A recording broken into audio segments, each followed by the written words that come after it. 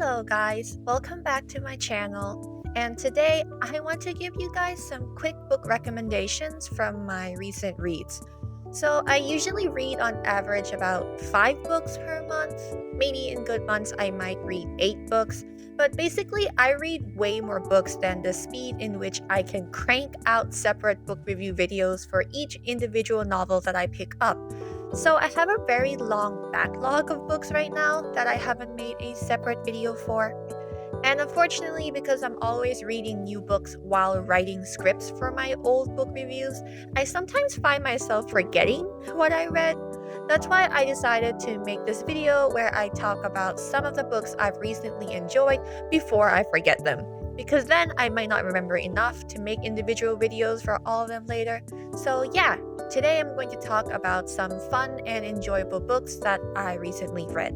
Now, without further ado, let's get started.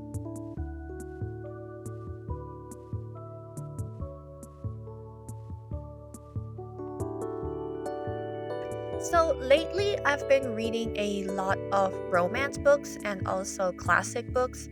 For example, I made a video about a month ago on my experience reading The Serpent and the Wings of Night by Carissa Broadbent. That video is already on my channel's playlist for book reviews, so you can go ahead and check that out if you want to. But basically, I also read Carissa Broadbent's other fantasy standalone novels and novellas in the same universe as The Crown of Nyasia, and I just wanted to say that I highly recommend you check out the standalone books, both Six Scorched Roses and Slaying the Vampire Conqueror, because in my opinion, they were actually better than the main duology. Both Six Scorched Roses and Slaying the Vampire Conqueror have, for me, way better written romances. Compared to Aurea and Rain, who had a more spicy enemies to lovers kind of romance, I think you'll find these standalone romances to be more mild and softer. Honestly, I found both pairings in both standalone novels so much sweeter and romantic.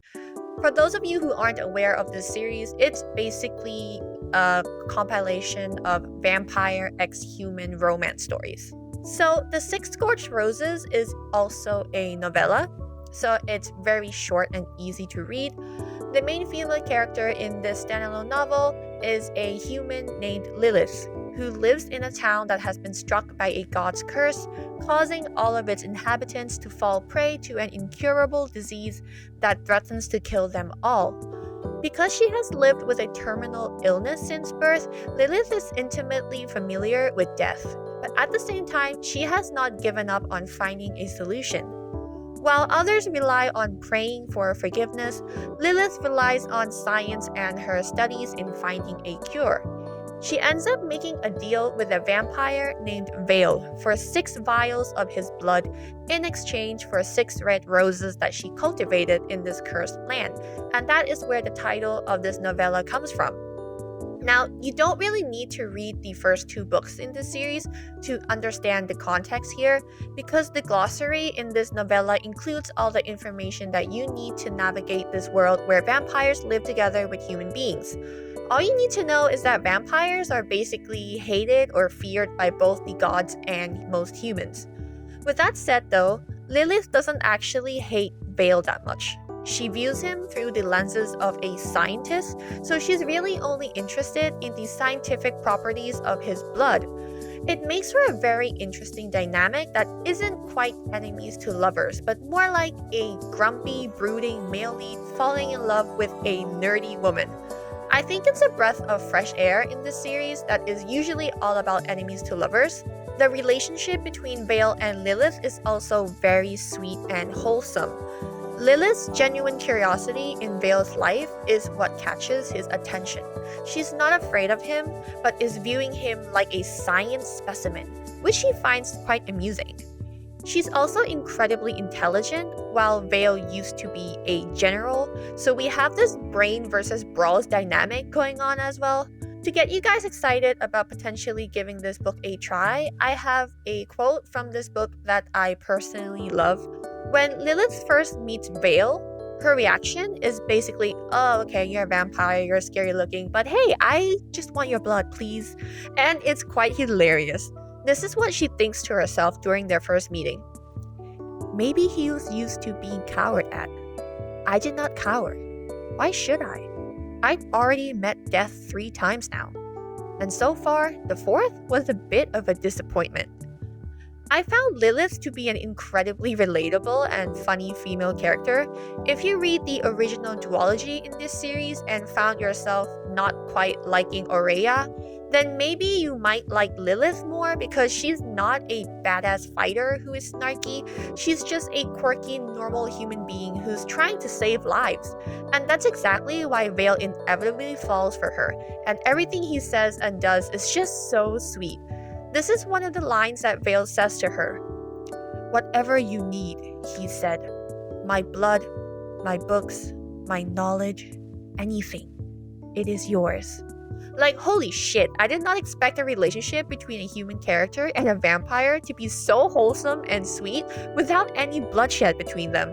So I highly recommend this book even for people who hated The Serpent and the Wings of Night, because this novella is basically the complete opposite vibe.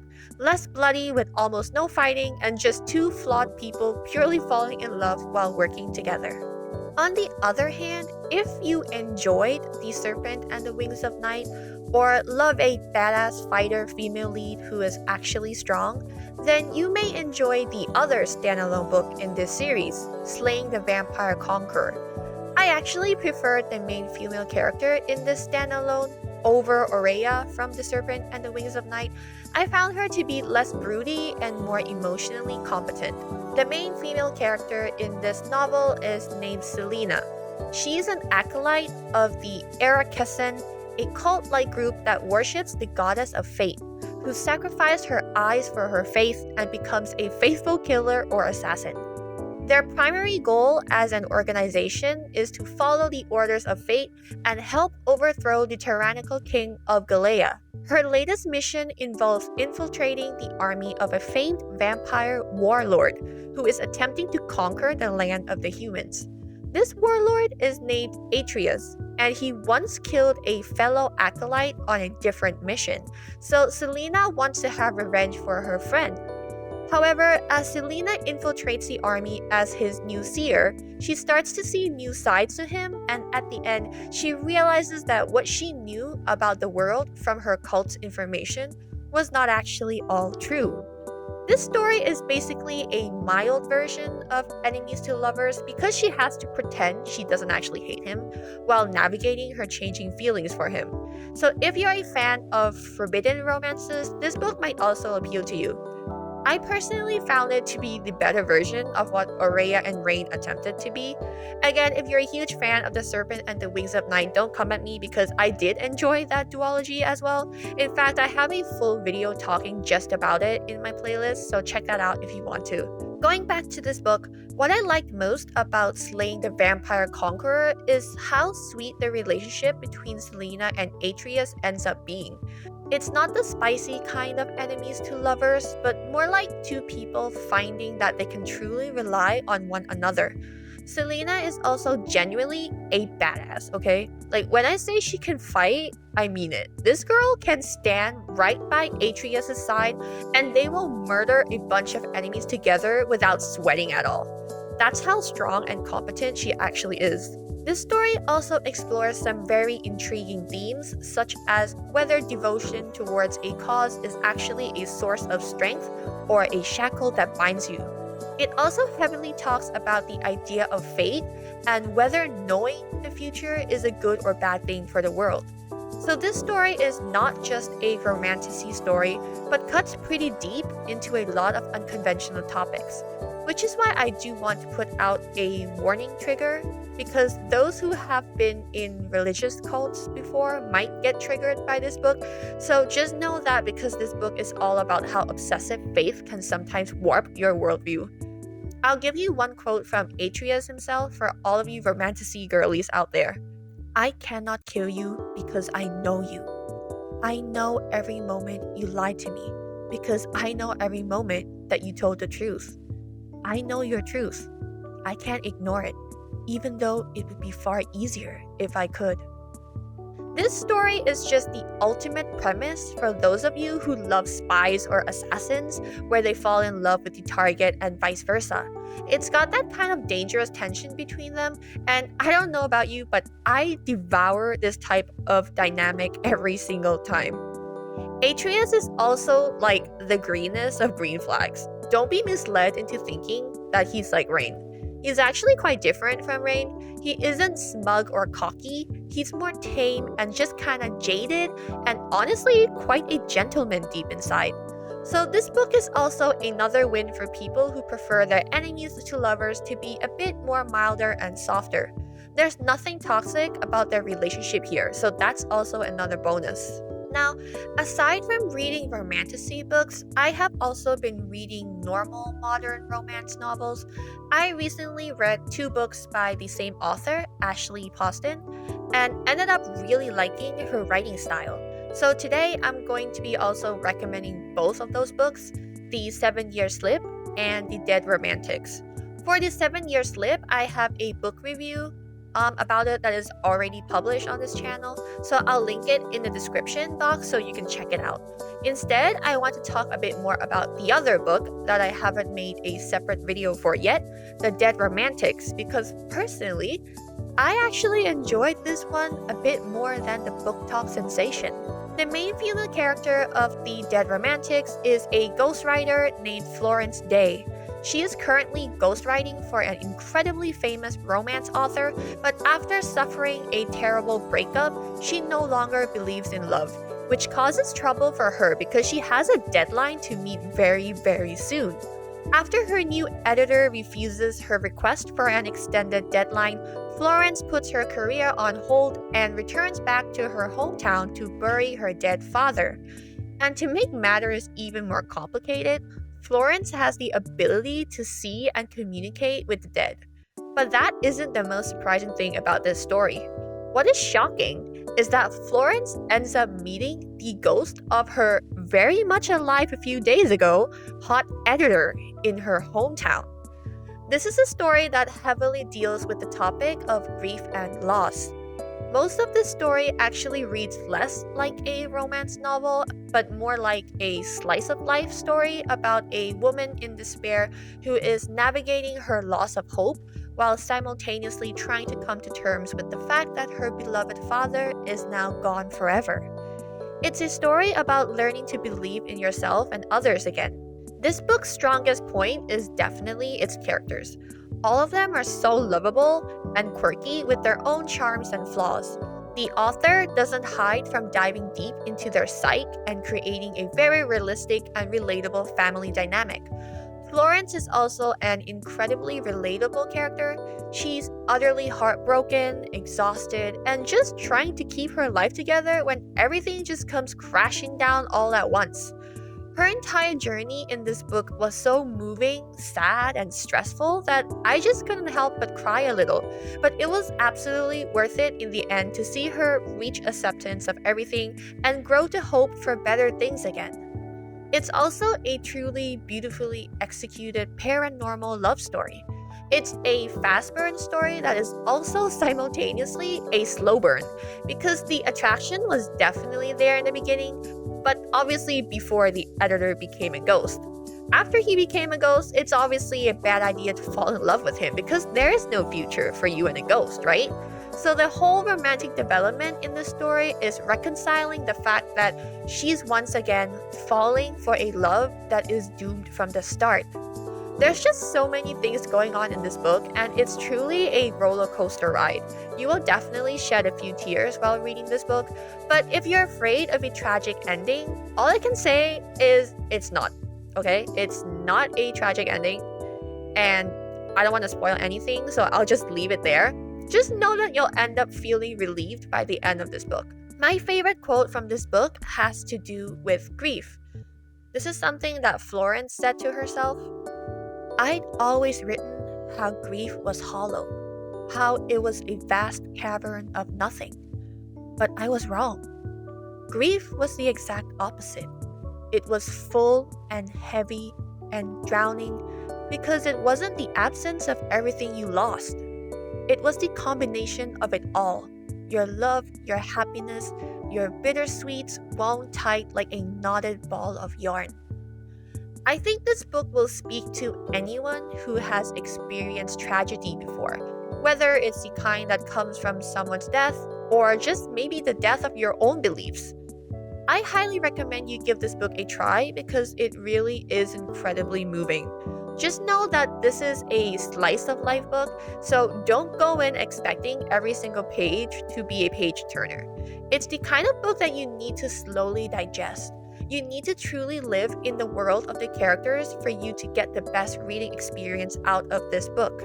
Now, this next book that I want to recommend is somewhat of a controversial read because it requires you to be in the correct mindset to enjoy it.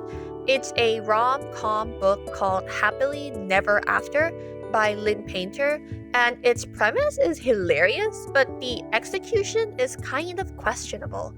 Nonetheless, I enjoyed it, so I'm going to put it here on my list of recommendations anyway because I think it will speak to a particular audience that enjoys fun, silly, and maybe brainless romances. And sometimes you might just be in the mood to read something lighthearted that doesn't require much thought. I'm a firm believer of there being no such thing as good or bad taste, okay? Everyone's preferences are different and everyone's opinions are equally valid, especially when it comes to art. Also, something doesn't have to be objectively good or well done for you to enjoy it. A book can be poorly written and still be enjoyable.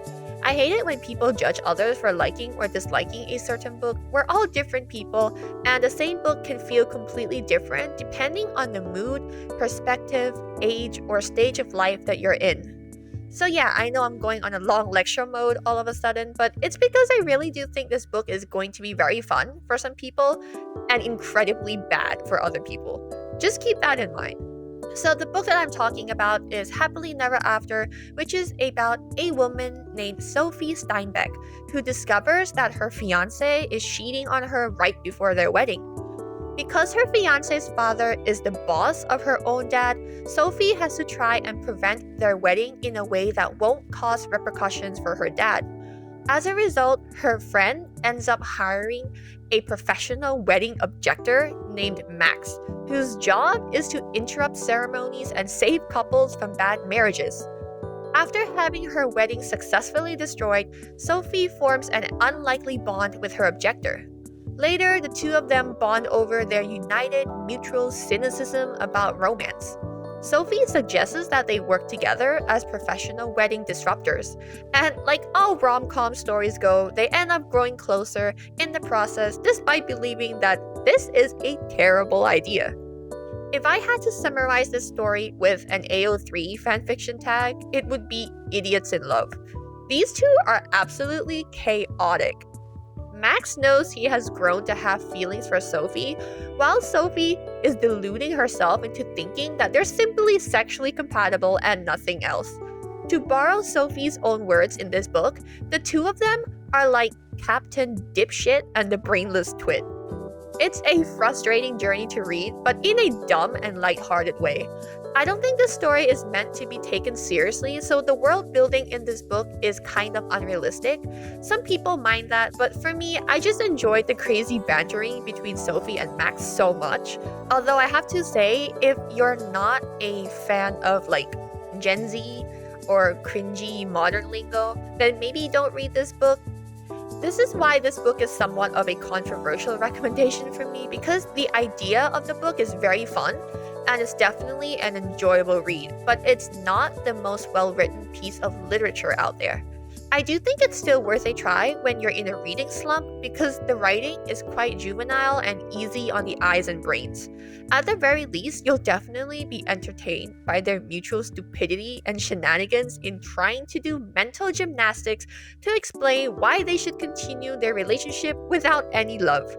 I laughed a lot reading this book, so if you're in the mood for something light and humorous, then I say pick this book up and give it a try because Sophie and Max are both just so adorable and funny. This story also does have some pretty serious moments sprinkled throughout the humor. I personally really understood Sophie's character as someone who has also been hurt before by many types of relationships. It's hard to trust anyone again, and choosing to put yourself in a vulnerable position isn't something you would be willing to do again.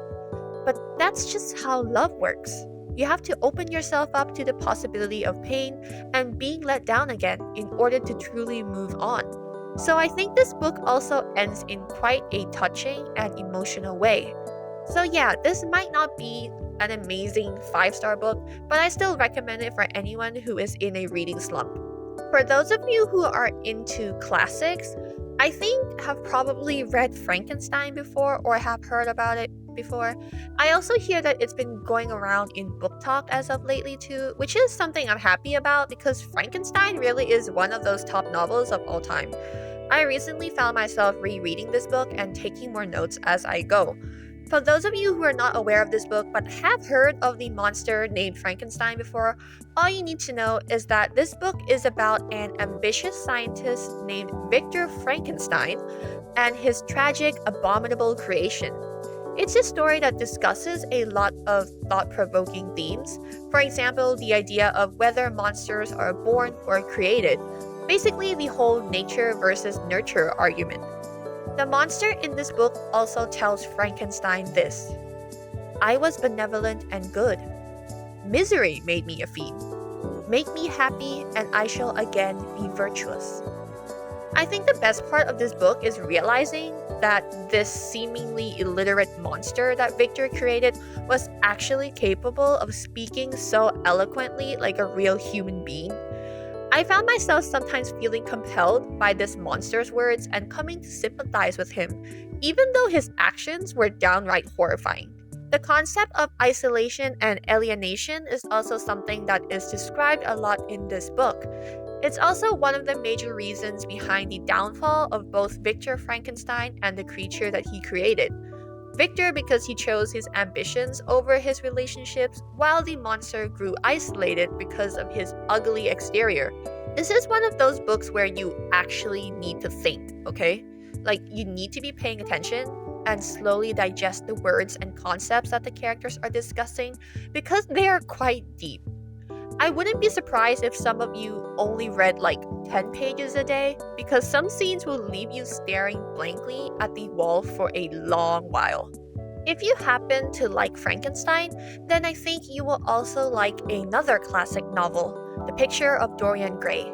Personally, I enjoyed this one a little bit more than Frankenstein just because I happen to really like one of the characters in this book. This classic is a gothic masterpiece.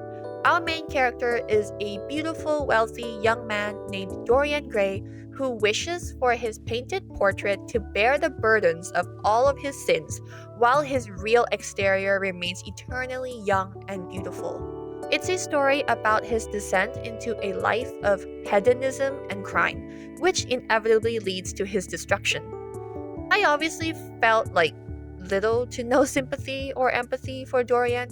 He was just a young man who became easily influenced by the bad people around him, but he still chose to live a life of debauchery and self-indulgence.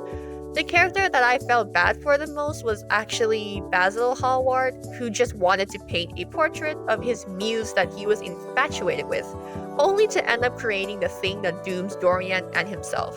On the other hand, my favorite character is actually Lord Henry, who is admittedly the real antagonist or villain in the story, even if his hands remain clean until the very end. He's the one who feeds the concept of a life of hedonism to Dorian, actively being the catalyst for Dorian's downfall. And as much as you know everything Henry says is so wrong, sometimes because of how eloquent and witty he is with his language, you just can't help but kind of nod along to his words.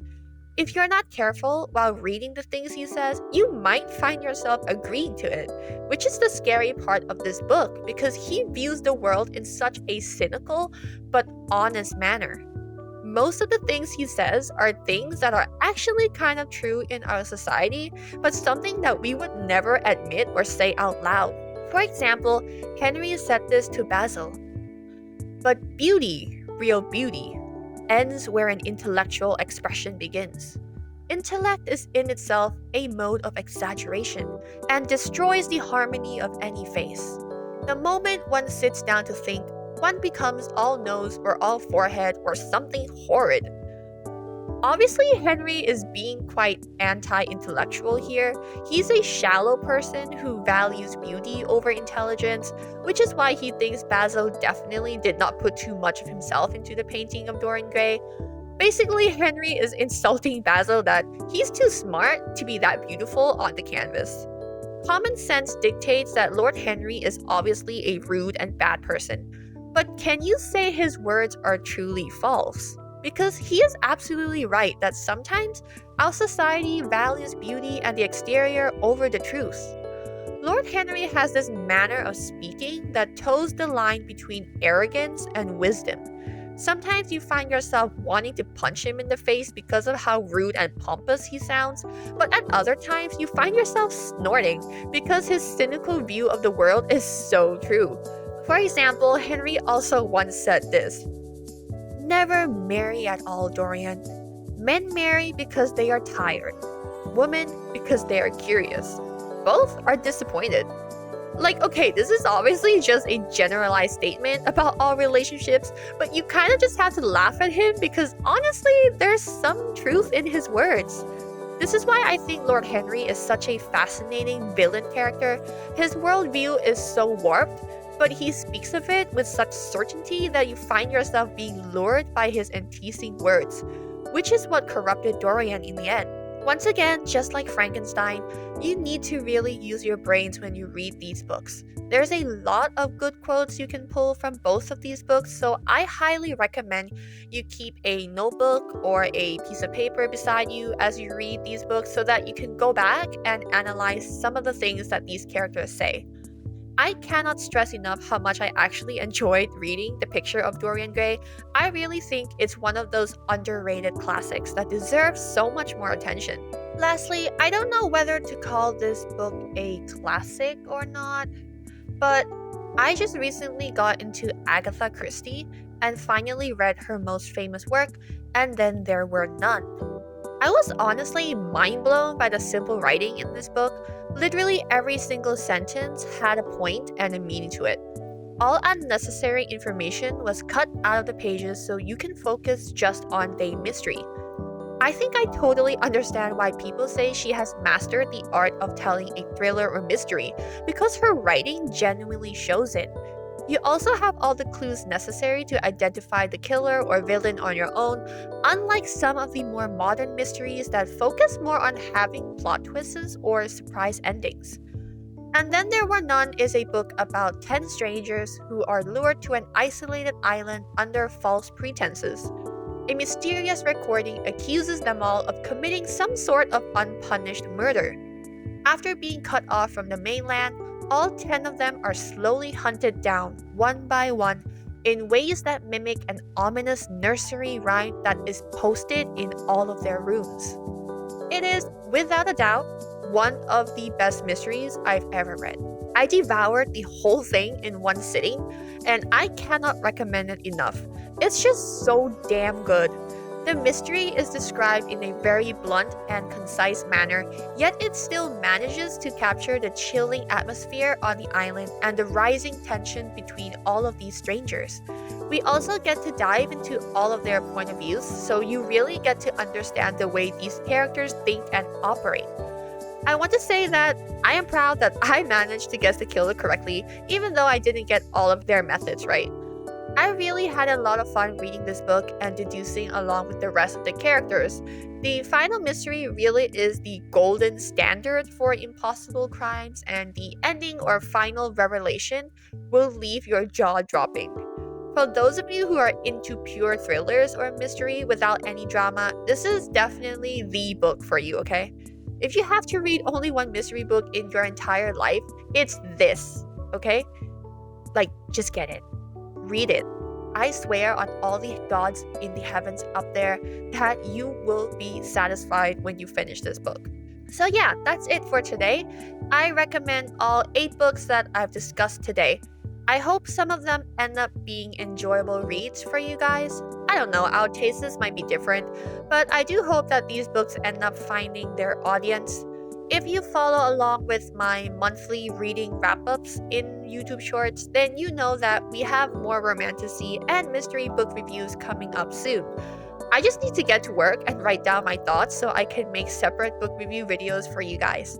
Thank you for watching this video until the very end, and as always, until next time, may your skies always be blue. See you next read!